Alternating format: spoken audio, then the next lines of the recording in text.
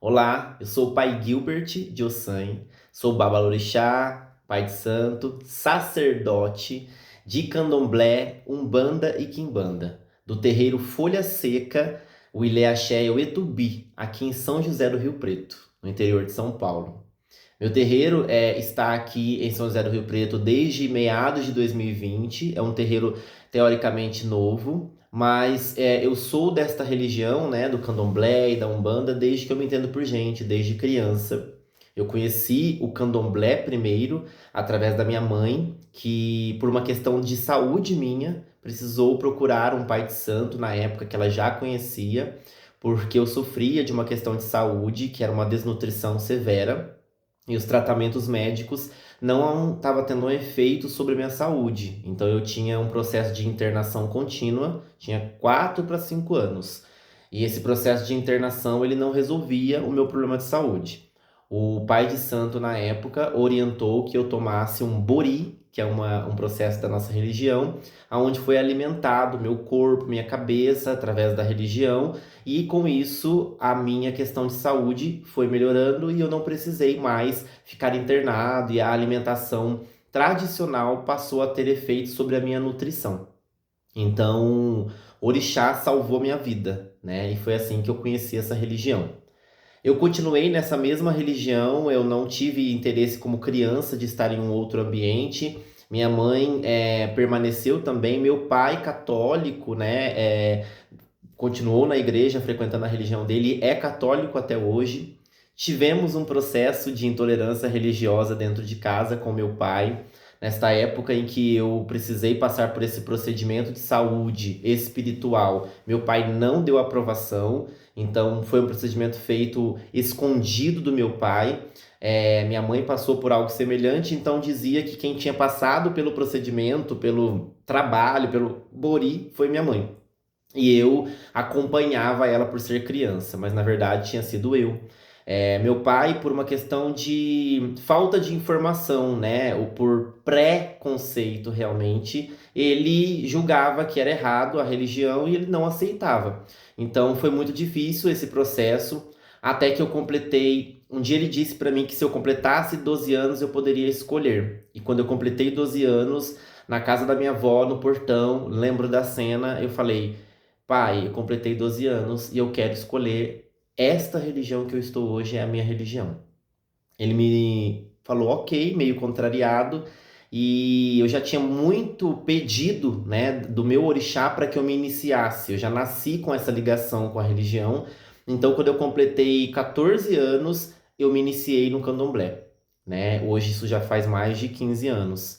Então, depois eu fui me descobrindo, né, com o cargo de sacerdote, que eu tinha essa missão de cuidar de outras pessoas, e por isso que hoje estamos aí, né? Vivo muito para a religião, tentando cuidar e ajudar as pessoas. O processo de intolerância religiosa dentro do candomblé e da umbanda, ele é intrínseco, infelizmente, enraizado, né? Eu contei um exemplo do meu pai, mas esse é muito básico perto das situações que a gente vivencia dentro da religião. Eu, como uma pessoa branca, tenho um privilégio muito grande ainda de estar conseguindo ser quase passável em relação a algumas questões, mas a religião do Candomblé e da Umbanda é uma religião de povos negros, né? É uma religião que a gente costuma dizer que ela é afro-indígena, né?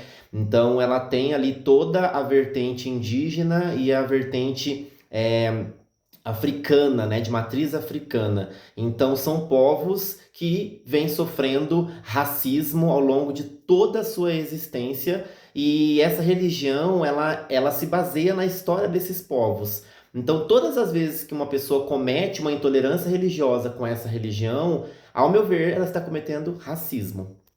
Já passamos aqui dentro da minha casa, dentro do meu terreiro, diversas situações. A gente já teve vizinho reclamando com aonde foi colocado a coleta do lixo, por exemplo, do terreiro, lixo normal, né, de casa, porque temos uma casa aqui. E foi falado sobre, eu respeito, mas não aceito. Acho errado vocês fazerem isso, e se implicando com esse tipo de coisa. Já tivemos problemas com barulho em horário normal, barulhos que se fosse uma música ou às vezes uma música de uma outra religião seria aceito. Já tivemos problema com roupa quando eu era criança por ter me iniciado tão cedo. Tive muito preconceito na escola com a roupa, com o turbante, com os comportamentos da nossa cultura pelo processo do resguardo e do preceito. Sofremos também muito problema quando falamos da possibilidade do abate animal, e muitas das vezes a pessoa não quer discutir e conversar sobre o abate animal, é apenas sobre este assunto dentro desta religião. Então não é o abate de animal no frigorífico ou nas granjas, mas é o abate de animal dentro do candomblé. E aqui em casa é um terreiro aonde nós não utilizamos do sincretismo religioso, que foi uma manobra dos nossos povos negros que foram escravizados para manter a religião existente. Essa manobra trocou a imagem dos deuses negros, orixás, por imagem de santo católico que tinha a pele branca, entre várias outras coisas que foram modificadas. Aqui em casa nós não utilizamos, a minha Umbanda, inclusive, não tem vertentes espíritas, kardecistas, nem católicas. Ela é uma Umbanda que ela cultua a raiz afro-indígena. E por este motivo já sofremos diversos tipos de intolerância religiosa e racismo por conta das imagens serem imagens de povo negro, por conta do uso do atabaque, da luz baixa e tudo aquilo que na verdade faz parte da cultura desta religião, mas não é bem aceito porque é comparado com a igreja evangélica, com a igreja católica e muitos outros terreiros que seguem essa vertente de uma umbanda talvez mais embranquecida, acaba servindo de comparativo. É uma luta enorme, é uma luta de todos nós, que eu acredito que ainda vai levar um bom tempo para a gente reparar um pouquinho do que aconteceu na história. Mas seguimos com muita fé, com muita consciência e com muito amor no coração. Axé.